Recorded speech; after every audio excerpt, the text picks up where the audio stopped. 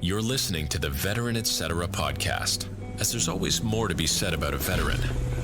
Join your host, Mike Kim, a veteran, ex-monk, seasoned war trauma therapist, and writer, as he shares his years of research in veteran readjustment culture and the meaning of warrior life. Now, here's your host, Mike Kim.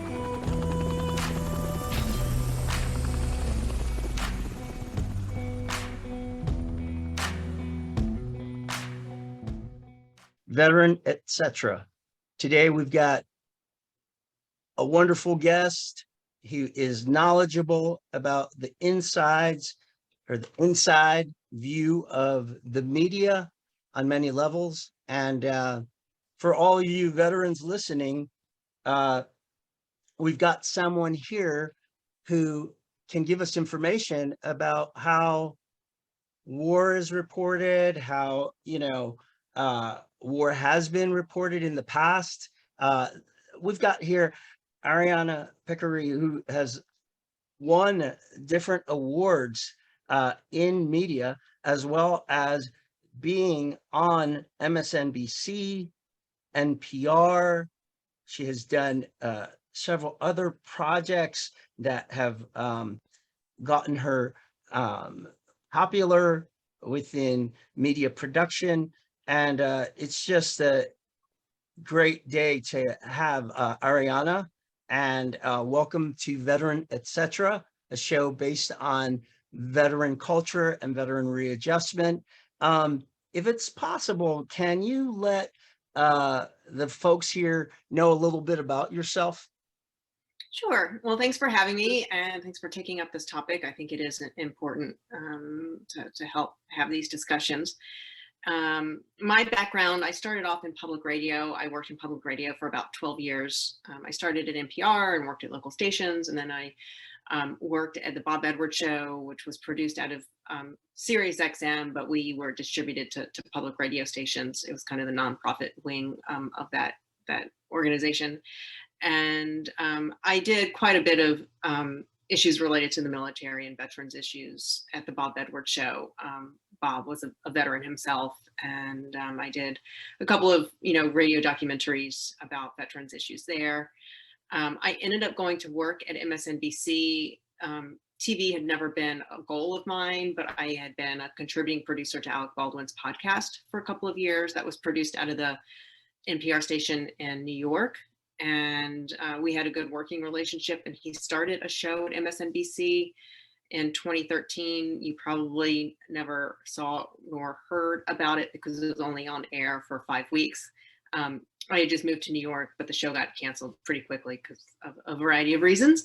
But I ended up kind of, ended up at MSNBC and found some other job to maintain my paycheck.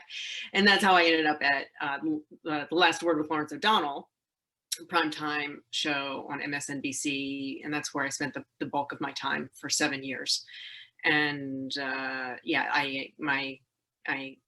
tried to make the most of it while I was there.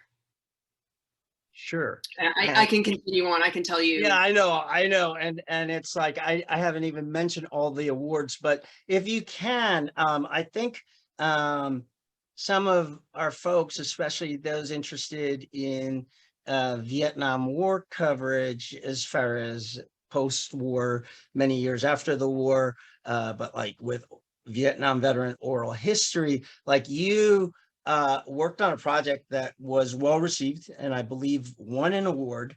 And I just think this is very important, especially with those children and family members of Vietnam veterans, as well as Vietnam veterans themselves who do listen to the show. But this is a tribute because, the reality is,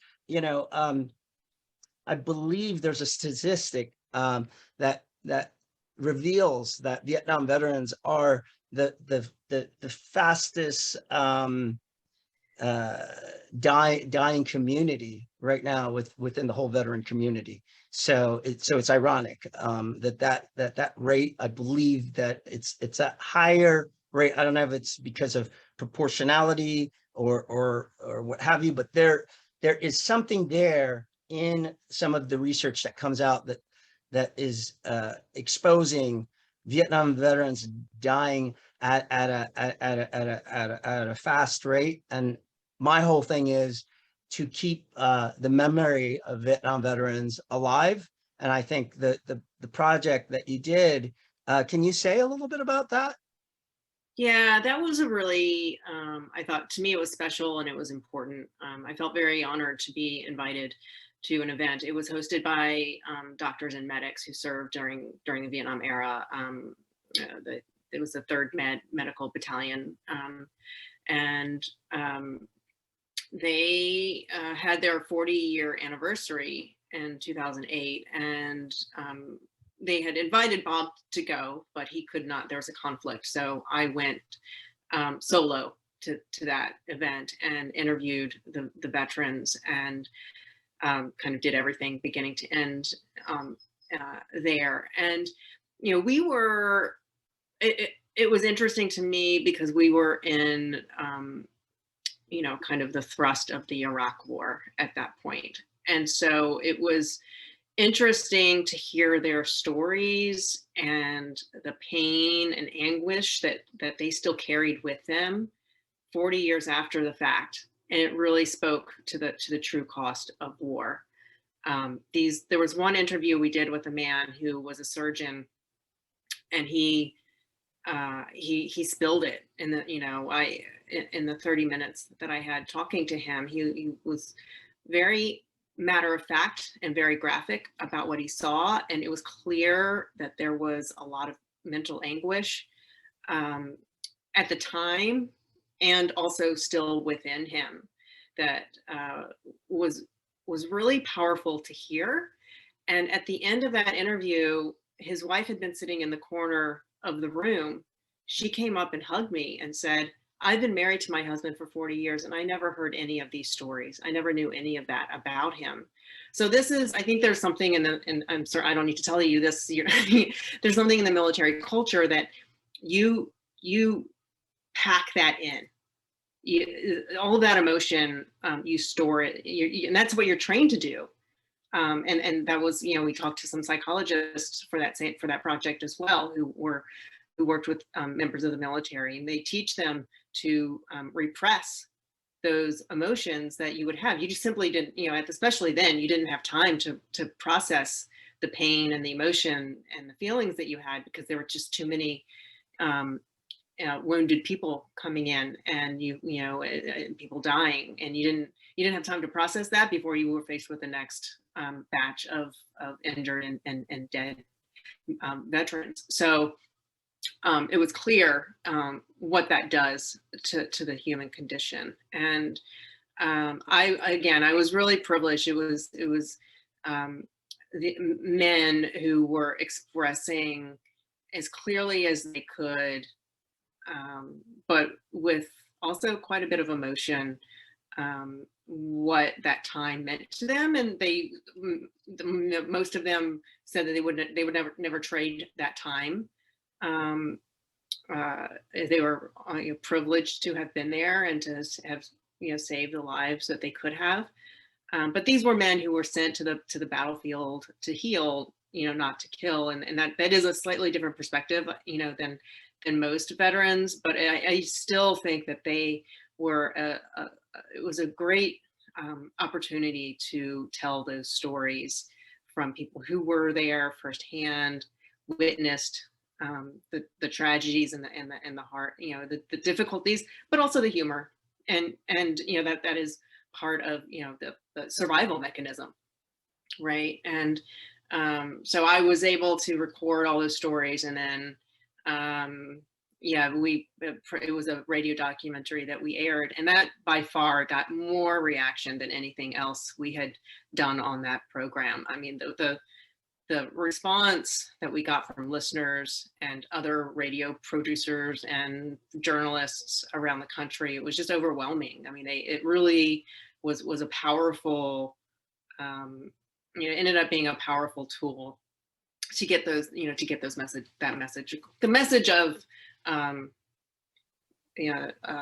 war and what it's like to experience that and what it does to you long term.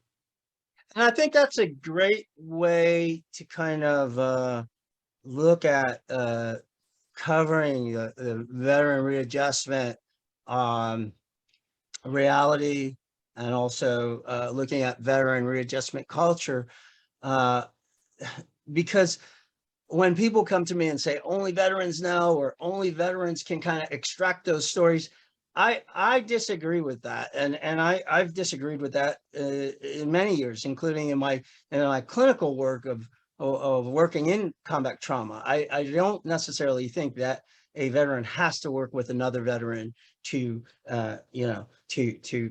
to help out another veteran, but it's the way your approach and your authenticity that can deliver something impactful, an impactful exchange between the witness and the person experiencing the war, the person who experienced the war. And so I guess I say this because, many in war writing talk a lot about all these war stories, and only war can be captured, from just that type of autobiographical perspective. But I disagree with that. And you're an example with this show, this episode. I want to know what is the name of it?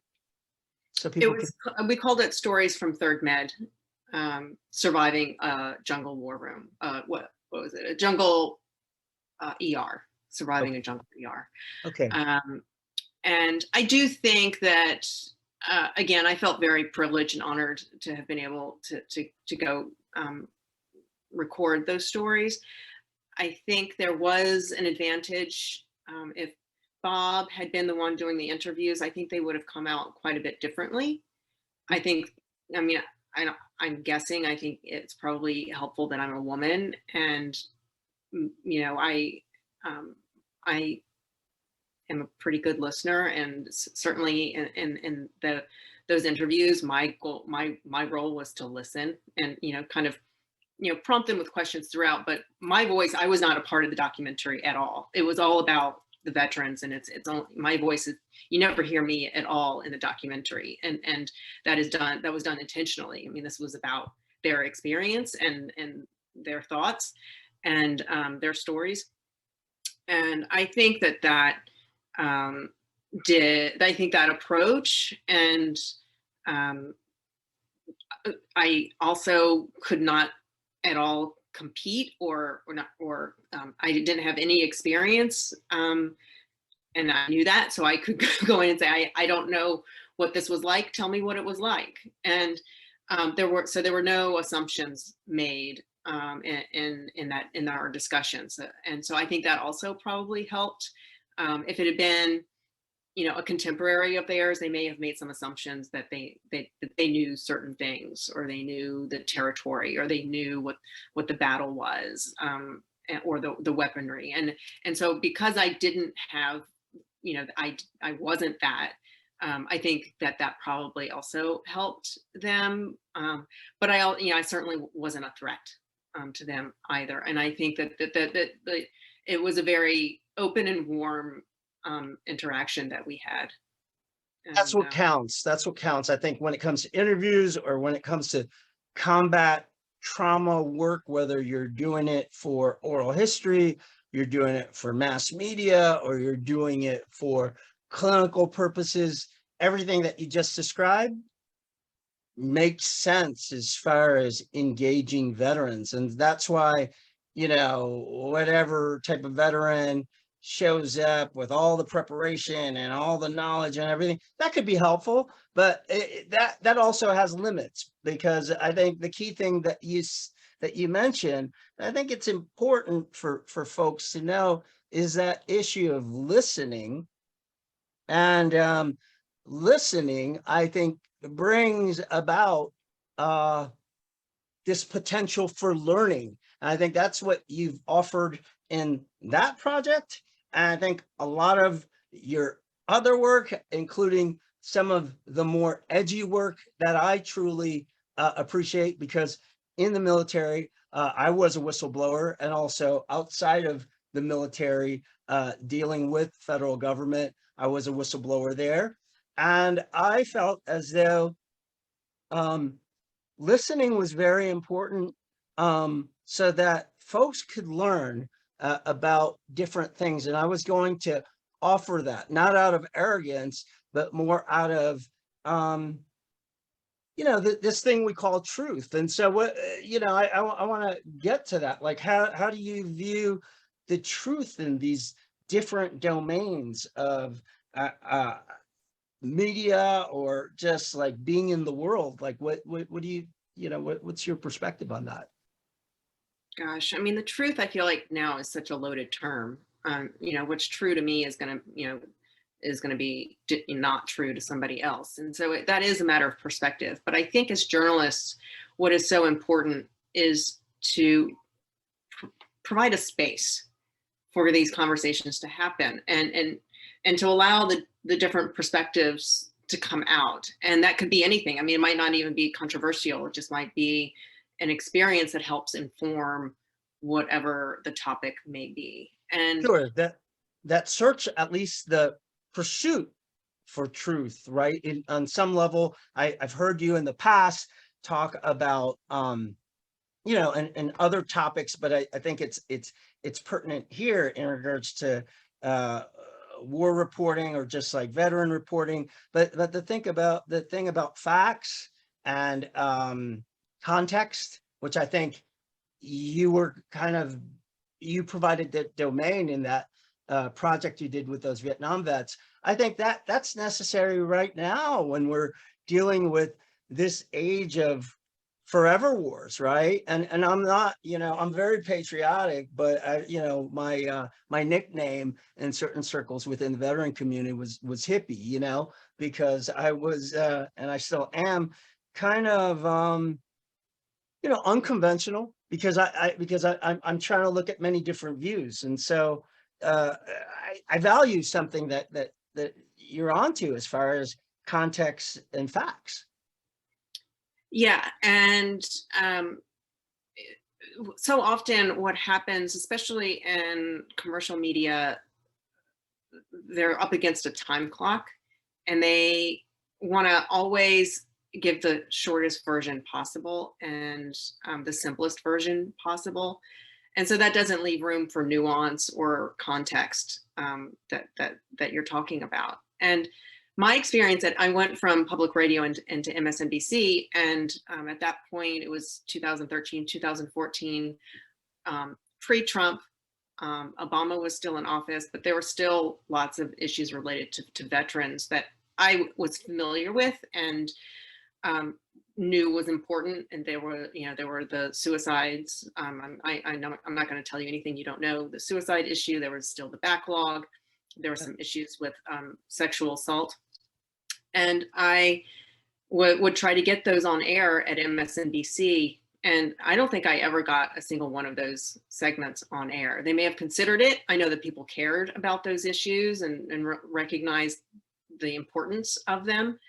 But when it came down, to making the final decisions, those were the topics that would be the first to get bumped. And in hindsight, I realized it's because they thought that they either wouldn't rate well. They think that the general public doesn't care about these issues like they should. I think they do, but there was that perception. And likewise, I think there was a fear at MSNBC of making the Obama administration look bad. So there was probably, I can't, I'd never heard anybody say that per se, but that was probably part of it. Let me add in something here, because you're onto something. At that time, I was, how could I say it, kind of like the golden boy of the veteran readjustment community, and then suddenly being outspoken about my views as far as kind of like what you were saying, like, let's not focus so much on Obama's mistreatment of the VA. Okay, yeah, I get it. I've heard it over and over and over and again. But I'm more concerned in regards to coming back to the issue of context and facts, as far as like, okay, yes, the backlogs, but what, who are these vets caught up on the backlogs? Are they, troops coming straight from the war zone? Are they, combat vets? Are they not? It doesn't matter. I mean, backlogs are backlogs and it's a bad thing. But if we understand things, right, it can offer more answers and questions to do other stories. It can inspire researchers to look into what's happening to the problem, but we're not getting into the problem of specific acute veteran issues if we're focusing on one, Obama, and his selection of one of the most honorable generals, warriors in American history. And I get emotional because I was the first Asian American VA vet center director, even though I'm also part Latino, but the way I was, pushed onto this position was, the Korean American veteran director of the site. General Shinseki becomes the first secretary of the VA who's Asian American. The thing is the obsession with the media pounding Shinseki instead of asking him, what are the acute issues, what can be done, pulling up experts in the field to look at, well, what's the prognosis, as well as what is the situation, right? I And mean, also these issues go ahead. long predated Shinseki or Obama. So that fear was kind of an irrational fear, unless you really didn't give enough time to tell the full history of the problem, right? And they probably weren't. And so the shorthand version of this is, the Obama administration or Shinseki weren't doing their jobs. But that is not it's much, much more complicated than that, right? Which is, I think, is exactly what you're saying. But they wouldn't, and it doesn't take very long to get that point across, but that is not, I think they underestimate the audience, one, and the patience of the audience, and two, it's easier to try to create some sort of conflict, and if you're to get a point across in their minds, and to do that, somebody's got to be to blame, and do you think that can help out with ratings in many ways by not focusing on it? They think that The makes drama it of it. telling, the drama of it. Yeah. And it's their framing of it. And in my experience, it was not the same in public radio. We would give more time, and and the show that I worked on wasn't necessarily a news show. We did hour-long interviews, and so there was plenty of time generally to talk about a topic intelligently. But that was my frustration at MSNBC. Every show, they have 24 hours a day, but every show, hour after hour, would generally cover the same 5 topics over and over redundantly throughout the day. They still do that.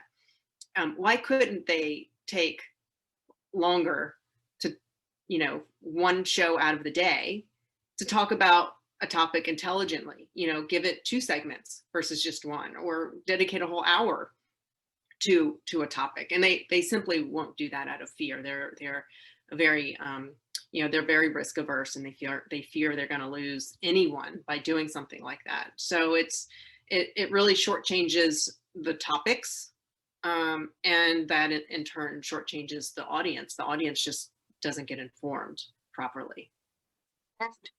So I'm going to mention something that's just pretty wild, but I knew of you because fellow veterans that I'm in contact with, because I was doing podcasts many years ago, and I have an audience, and I also have friends from just in vet media and all that.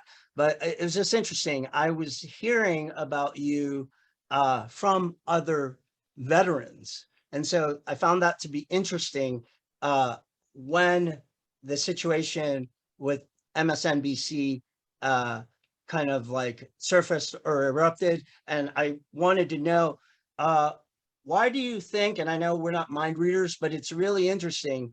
Why do you think maybe the veterans, we're somewhat like certain veterans, we're like, concerned about this, or we're at least, paid attention to your letter and to what was happening. Well, I can't speak for veterans, but I can say that I got an overwhelming response to my resignation from all different types of people. And I think people sense that there is something wrong, and they might not really understand why. I mean, I think that the predominant theory is that there is a bias in the media against certain groups of people. And at MSNBC, perhaps, if more veterans are more conservative, they might think that MSNBC doesn't care about the military because they're more liberal. I don't think that is the predominant reason. The people who I work with, they would care about veterans and veterans issues. And so it's much more complicated than just ideological bias, and that is the same for many different topics. And why did veterans care? I think probably because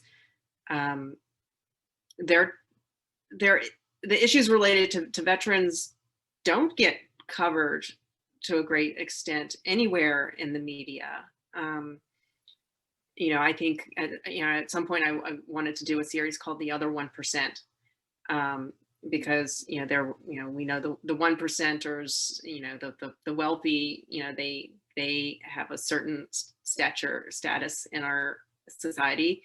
But the military, they do so much for us, and they don't get the recognition.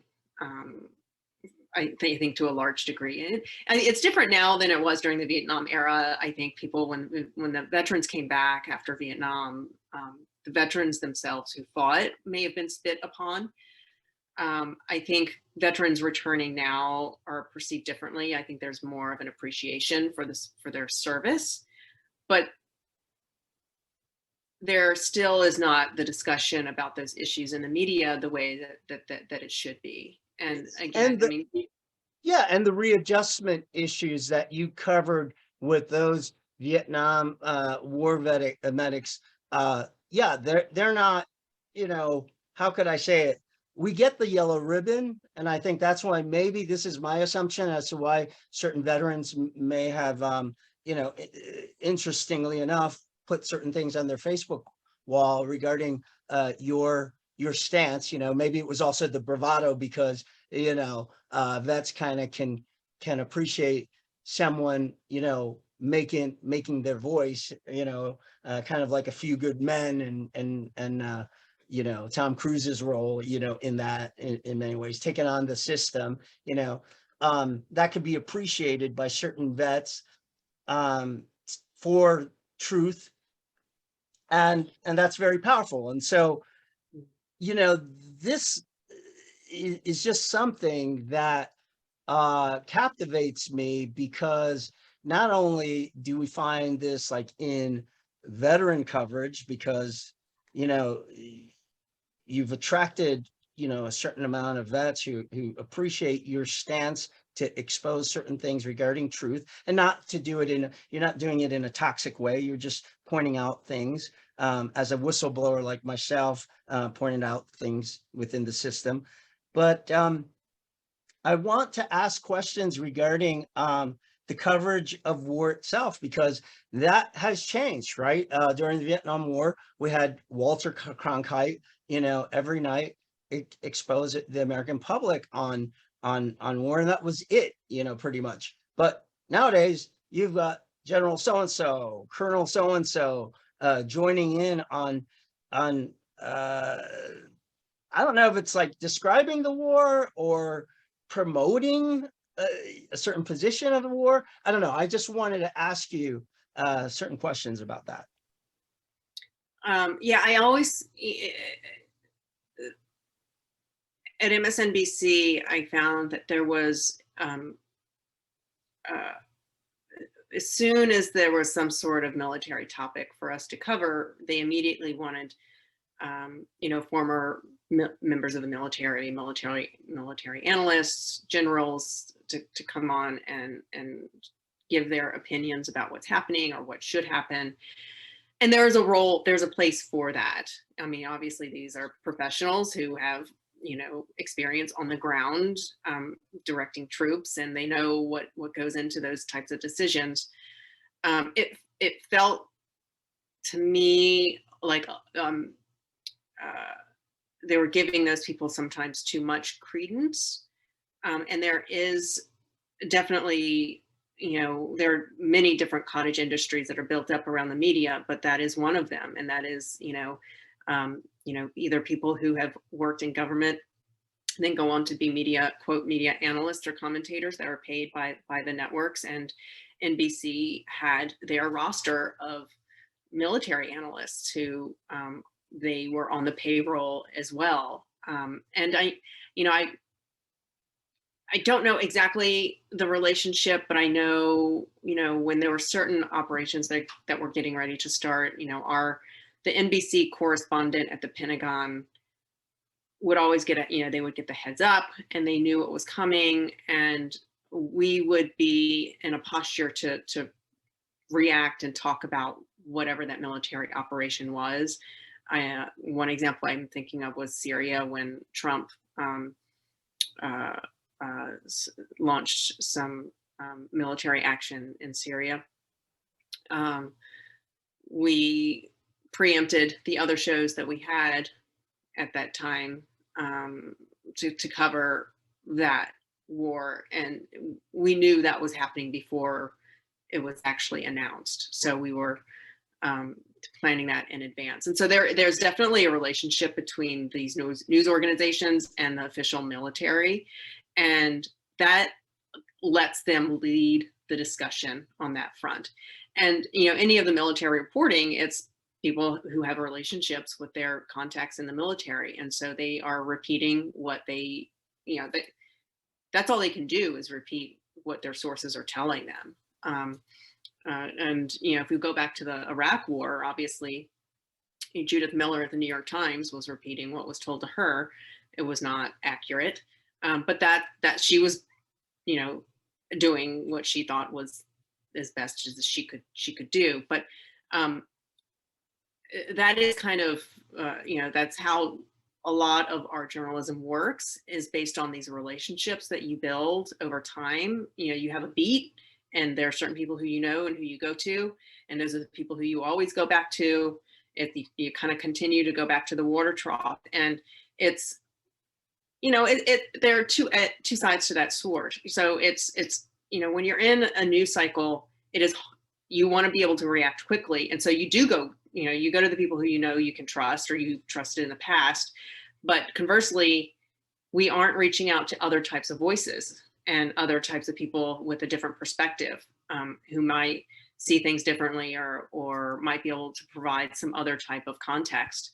And that could be a diplomatic voice who knows the region very well. And there are lots of people who can speak about what could be done diplomatically. And I in my experience, so their initial reaction was to take what the military experts knew and said and run with it, without getting some other types of perspectives. And in my opinion, that was probably the biggest fault line as far as that goes. I mean, I think there's something to what you're saying, because this acceleration, the war theorist Paul Virilio has spoken about this acceleration being the key weapon of war, right, on all levels, and that also includes reporting, right? And so this acceleration is going to limit the different voices you're talking about, and certain things that I saw in Iraq, as far as like, well, you're talking about kicking doors down. Not every commander was pushing this, but are you an expert in civil military operations as far as really engaging a village and finding out what their needs are to kind of maintain peace? A lot of these guys are very talented, but may not have that knowledge. Yet it seems like the media may just accept these folks and just say, hey, we're going to ask them everything and expect that's going to be the right answer. Yeah, there's that, and again, it is partially time constraints. It's I don't want to say it's lazy, but there is some laziness involved there. It's in terms of not turning other stones to find out what other opinions might be out there. It's hard, doing that job on live news is very difficult, and so I don't want to be too hard on them, but at the same time I know that they can be doing more and they can be finding more. Sure. I think Chris Hedges mentioned that, and you were kind of like Chris Hedges, you made your stand, and as they say in the military, you live by the sword, you die by the sword. But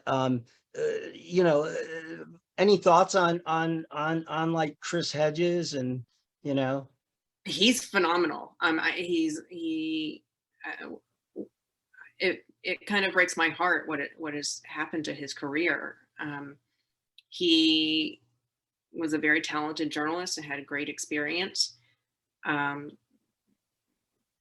Pulitzers for his coverage in the Middle East, and was one of these people who could see that they were making a mistake in Iraq. And I think he did his job as a journalist by voicing that, that opinion. It wasn't opinion. It was, this is, what we're being told is not accurate.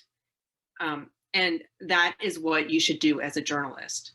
And he was let go from the New York Times for that, and his career has never been the same since then. I know that he has done some work for some independent news outlets, and he went to work at RT. He produced a show at RT, which is funded by the Russian government, so RT is viewed as a propaganda outlet, so that marginalized him even further, I think, in the American media.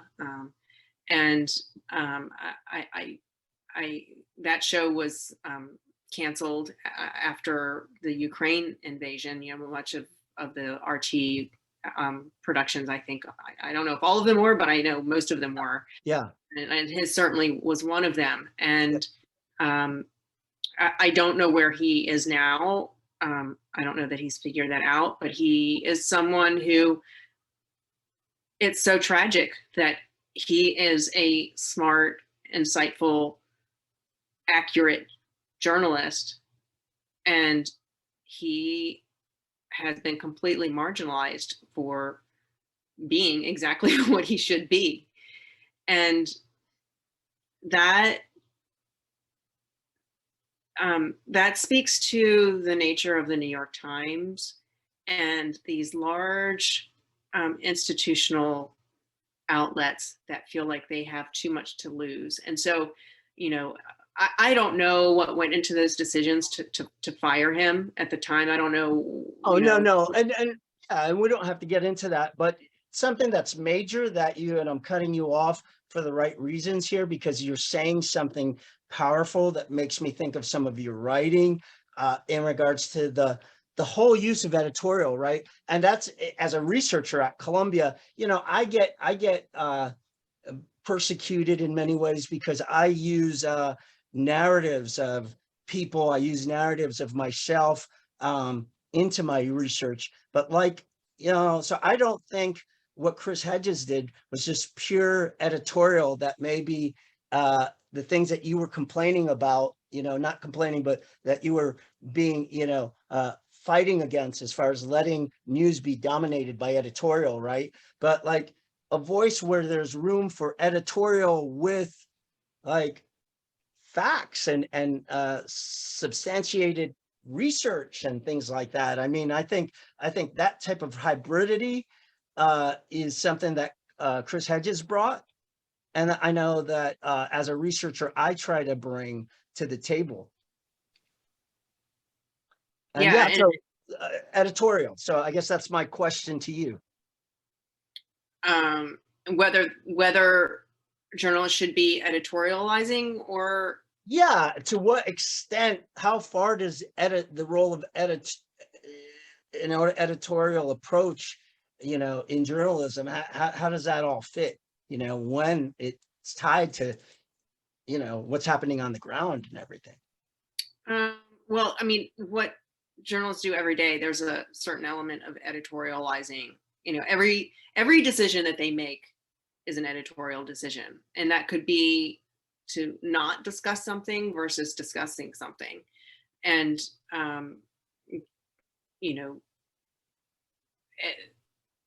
it's the framing and the tone that is used.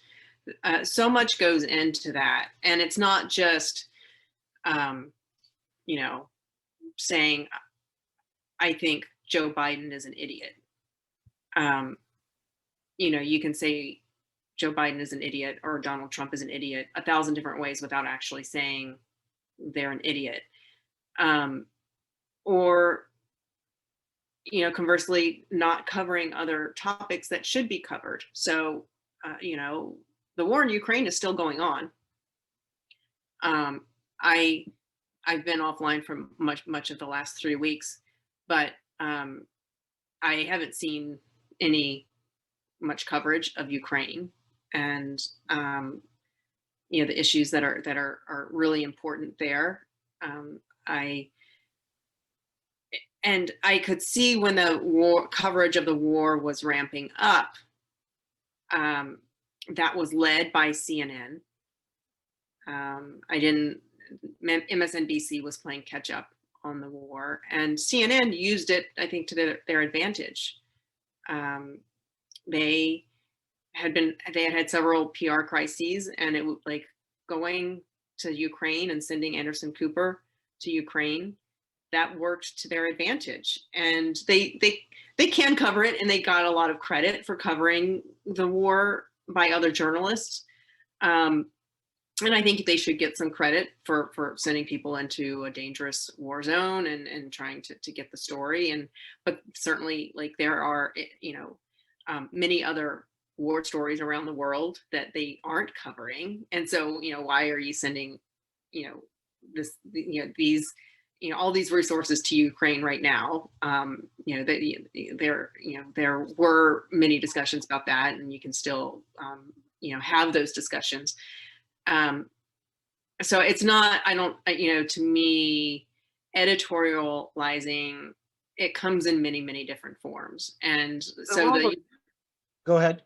The Ukraine coverage, I think it came about, and that in itself was a form of editorializing. We are going to make this an important story for whatever reason. And, I'm not going to get into, the other issues related to that, but that was a form of editorializing. They easily could have ignored Ukraine. Or could there be, and I'm asking you because I want you to say a few words on the possible connections between the editorializing and researching, right? Because one thing that I found, especially in the Iraq War, a lot of the weak researching that was happening. I mean, Hedges was definitely doing it. Not only did he know Arabic, he spent a lot of time there. He could write and discuss certain type of things that were brought in with historical and cultural kind of like gems in the writing. And I'm just wondering, is there a place for deep research in editorializing? Well, certainly. And I found with Ukraine, it was very easy it is very easy to demonize Vladimir Putin and what he was doing.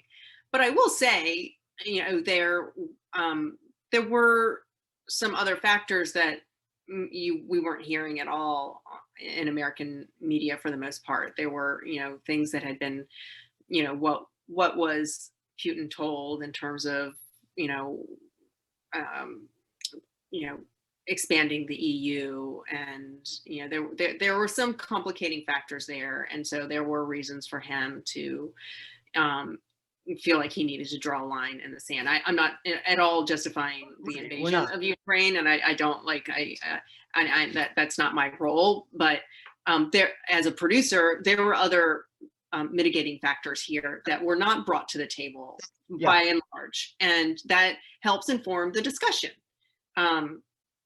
One way or the other. And I'm still not an expert on everything Ukraine, but the little bit of research that I started to do, I realized that it's much more complicated than he's just invading for no good reason, which was kind of the message I felt like that we were getting in the mainstream media.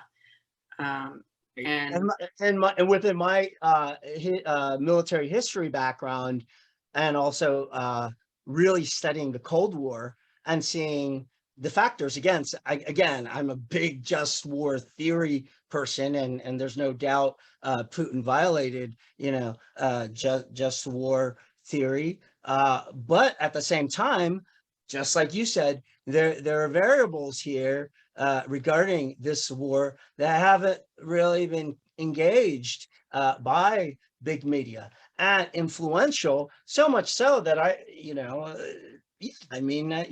certain veterans are kind of criticizing me because I'm trying to get veterans to complete their treatment instead of volunteering to go fight in Ukraine as part of the Ukrainian Legion. I want them to get better from Iraq and Afghanistan in these forever wars. So that's my reason, not because I don't want them to be noble, humanitarians, but that's my concern, because I also know the history that Iraq was a very different war than Ukraine, and what the supports that these troops got in Iraq, they're not going to get in the Ukraine. Mm-hmm. Right. Yeah. So that kind of in many ways backs this different things that you just said. The same structure, the same problems did happen, during Iraq. I remember, I would hear discussions and segments on National Public Radio that you weren't hearing on network news or on cable news. I was much more informed in terms of the complicated dynamics in Iraq and all the different sects, and what's going to happen if Saddam Hussein is not there. You didn't really hear those conversations on network news or cable news, but I heard it a lot. Not a lot, but I heard certainly decent conversations in public radio that helped me better understand what was going on there. And even at the Washington Post, their coverage of the Iraq War at the time, I remember, I back then I was still getting the real actual paper every day, and I would read, the front page coverage of the war was, what was coming out of the Pentagon or what was coming out of the administration. Buried on page 826 or 827, Walter Pincus, who's an excellent reporter, was reporting, no, we are not finding weapons of mass destruction in Iraq, but it was buried, and it wasn't getting the prominence that the other coverage was. And I don't know why that was, but again, that was I'm not going to relitigate all the failures of the media's coverage of the Iraq War, but that was certainly one that I definitely saw and documented at the time. It's important to hear this now, because sometimes we forget we have this amnesia. I wrote an article regarding the American amnesia towards veterans, and we have that about warfare. Let me ask you this important question that is tied to a lot of your work, a lot of your analysis, a lot of your keen insights, and I think would be helpful for a lot of our veterans, and that is the role of ratings in the media landscape. I don't know too much about that, but I know we can assume, but I'd just like to hear some things about that from you.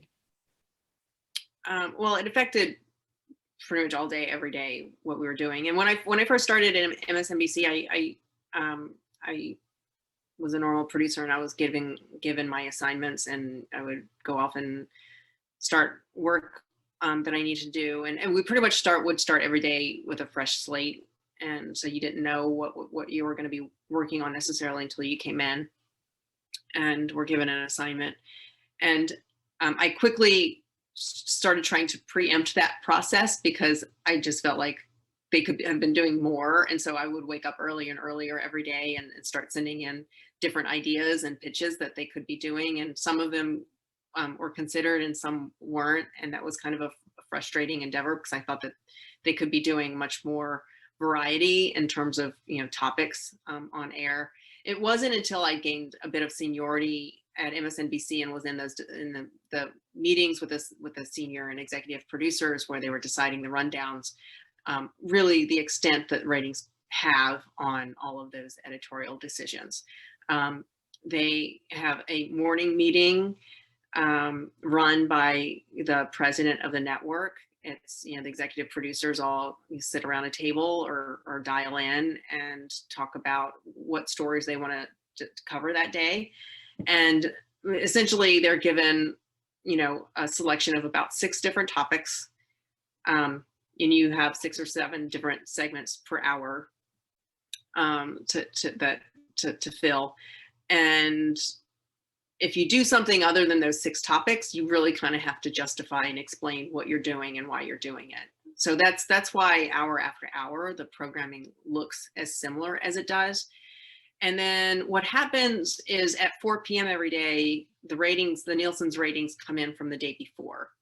And they they break down the numbers, by hour, what the total number is for the hour. They look at how, the total number of viewers, and then they break it down by age groups. And there's the specific demo that advertisers care about, which is the 25 to 54 age range. That is considered the demographic that everyone cares most about because advertisers care most about it. And the bigger audience you have in the demo means that they can charge more for the ads, that are sold during that time. So that's the goal that everyone is working off of. And so when those numbers come in and they see, yesterday that, the segment about Donald Trump investigation did well, there might not be new news on that today, but because it did well yesterday, they're going to find some way to regurgitate that segment again today. And so that explains so much of the coverage. And I remember when I started at MSNBC, the Ted Cruz filibuster and his reading Dr. Seuss, that was kind of a big topic for MSNBC.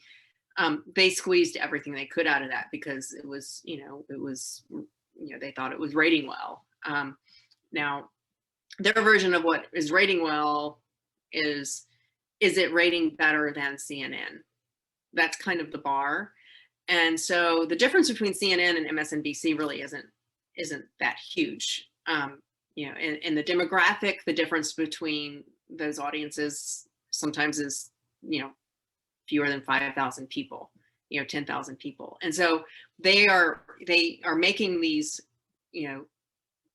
I think backwards editorial decisions for the sake of 1% to 3% of their total audience. And, to me, that's why it's really so damaging. Like you can't, on balance, you can't justify those editorial decisions for such a small percentage of the total audience.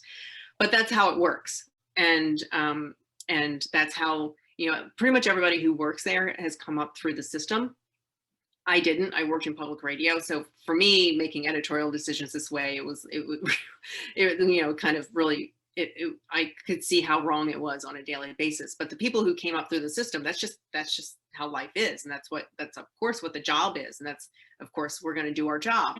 And that's how we're going to be evaluated. And so I saw the problems, I think, more than others. And I'm not blaming them because that's just what they know, but I could see it. And that's why it was so important for me to speak out about those problems. Veterans, a lot of them, as well as civilians, might struggle with being yanked, between the different sides of media. And so I know that our country at times has struggled with propaganda like other countries, but in the 40s, at least, there was a bureau of kind of media analysis for the public and everything. And I think that's a great thing. But I was just wondering, I mean, that really you don't talk about that these days in our society now. And I'd just like to ask you if there's anything you can kind of share with the audience as far as like some pointers as far as analyzing media, and their day-to-day reality with media. What are just some pointers that they could follow? Well, as far as the military community goes, I would say, I'm a critic of MSNBC and CNN for these reasons, and I'm coming at it from a structural perspective, and I think they're making editorial decisions for the wrong reasons, for financial reasons. Mm-hmm. Fox is doing the same thing, and it's really hard to I think conservatives feel very alienated in terms of the media sphere. And so that's probably why they're as allegiant as they are to an outlet like Fox News. But I really have to plead with the Fox viewers to realize Fox News is probably the worst offender on this front. They may brag about their ratings, but you can be assured everything that they do is to keep their audience glued, and they are going to tell you what you want to hear, just the way MSNBC is telling their audience what they think their audience wants to hear. Hippie vet like me, even though I'm critical, but you're right, a hippie vet like me is going to pay attention to MSNBC, to hear an alternative story, but at times it's what I want to hear. Yeah, and so if you are watching partisan media like that, and Mhm. it can be defined, as easily as MSNBC or Fox, I think it's really important to carry a strong dose of skepticism with you when you're watching that. And it might not be false what they're saying, but there's certainly a lot that they're leaving untold. MSNBC does it, and Fox does the same. And so, there was a study done, it came out a couple of months ago, about they paid Fox viewers to watch CNN for a month. And this was, the month of, I think, September 2020. And these were hardened Fox viewers who were dedicated to watching Fox. They watched a lot of Fox on a regular basis, and they were believers, but they agreed to watch CNN for a month. And during that month, they came out, they polled them at the beginning on what their perception was about certain things, whether it was COVID or Joe Biden or Donald Trump, and how truthful they all were. And then they again, did the same questions to them at the end of the month to see how their perceptions changed.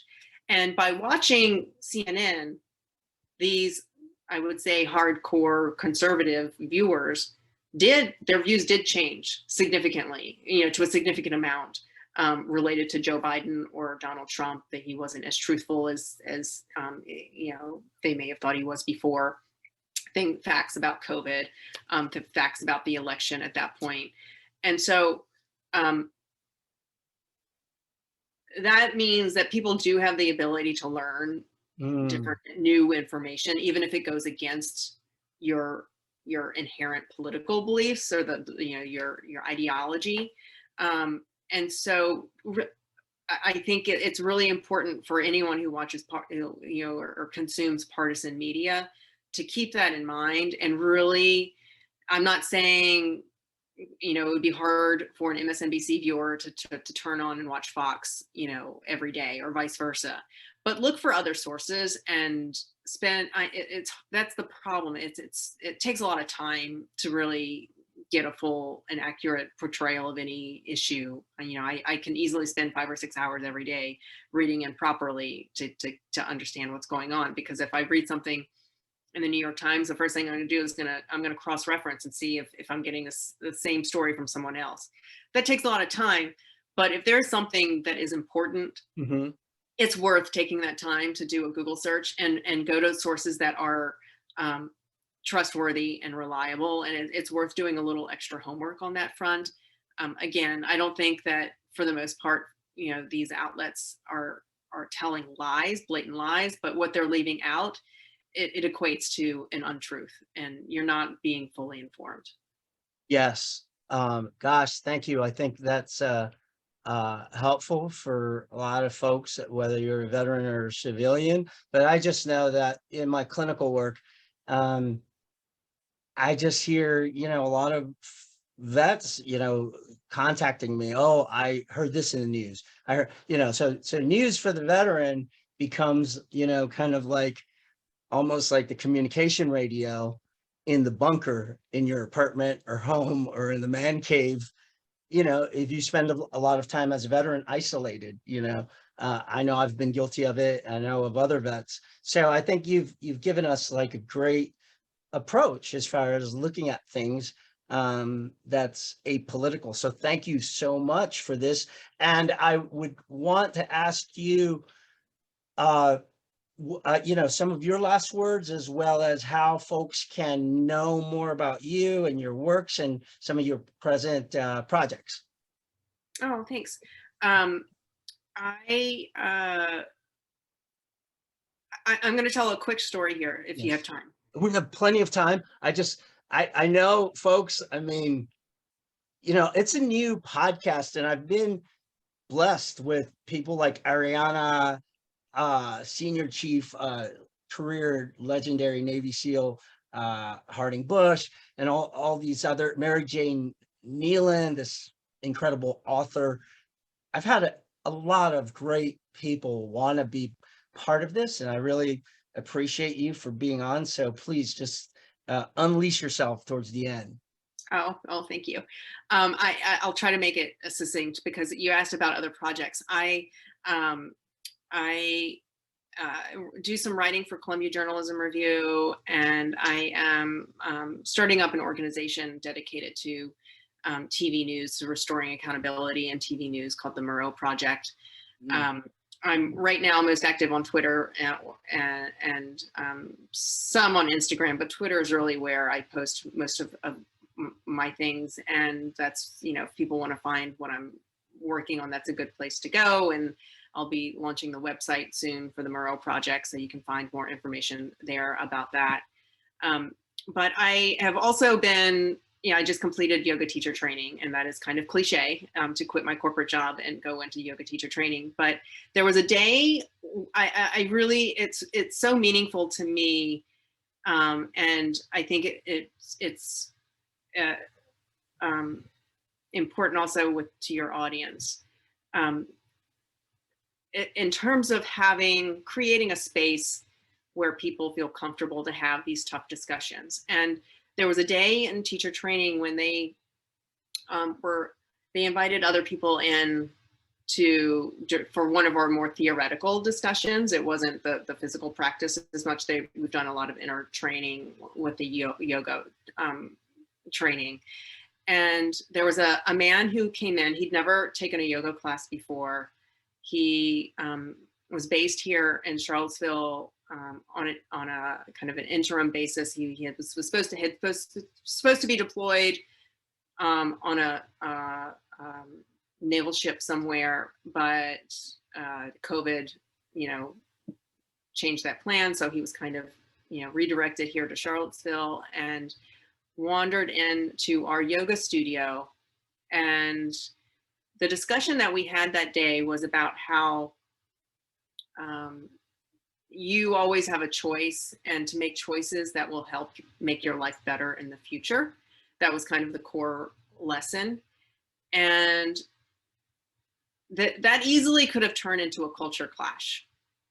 It was clear that you could tell that he was probably suffering from PTSD. He had been in the military a long time, and his opinion was, I'm in the military and I do what I'm told, which is true. I mean, I understand that, that is, you're given orders and you don't really have a choice in the matter. And you, to a large degree, you realize that when you're going into the military.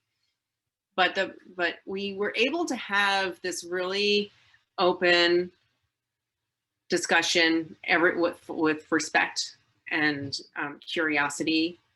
He was given time and space to talk. Everybody was allowed to ask questions in a respectful way.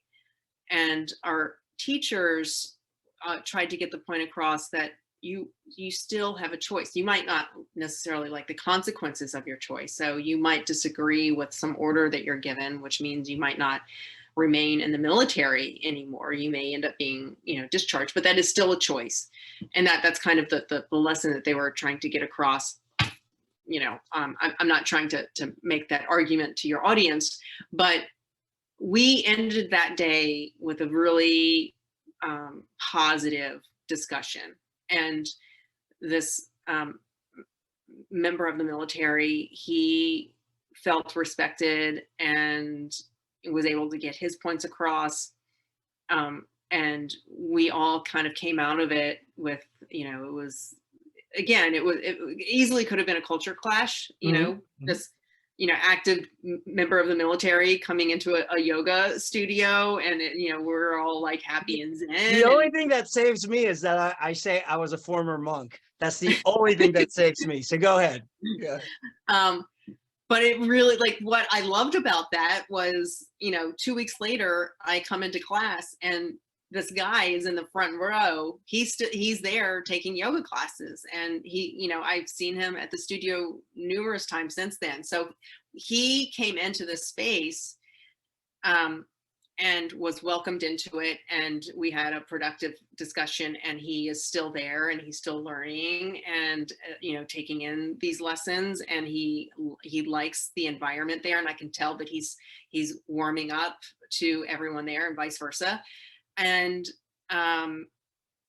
it could have easily, it could have gone the other way, but the point is that they have created that space to allow those discussions to happen. And we can do that in other places. That doesn't just have to happen in a yoga studio, right? We can have those discussions in the media or amongst ourselves or on podcasts, where, there might be a potential culture clash, but there's a way to go about it that isn't ugly, that isn't toxic, that is productive. And that to me that's what gives me hope. Like I witnessed that firsthand in a place that I wasn't expecting it. And that is proof to me that we can do that in other places, that is replicable. So that is what gives me hope. And that is what I think we should all be trying to strive for, is creating that space where we can have respectful, informative conversations. Right on. And one last thing, where can folks get access to the letter that you wrote that went viral? Again, I've read the letter. It's not drama united here. It's just a great kind of call for a greater level of process, as well as kind of like human understanding towards like media. And so how can folks kind of get access to that letter? Because I found it very informative, and I know others have. Oh, thank you. It's posted on my website. So my website is arianapekary.net, ArianaPekary.net. And it's also pinned to my Twitter feed. So it's my top tweet, my pinned tweet in my Twitter feed. It links to the resignation letter. So, and there was the resignation letter, and then there was a follow-up, but most people read the original resignation letter. And then I've posted some other things on that blog since then. but that's on my personal website. Great. Well, I'd like to have you back on once you've got the project going on, and I think that you're a great source for understanding media education, as well as someone who has ties to veteran readjustment and veteran culture. So thank you so much for joining us, Ariana Pekary. Of course. Thanks for having me, and good luck. Thank you. Same to you. Okay, thanks.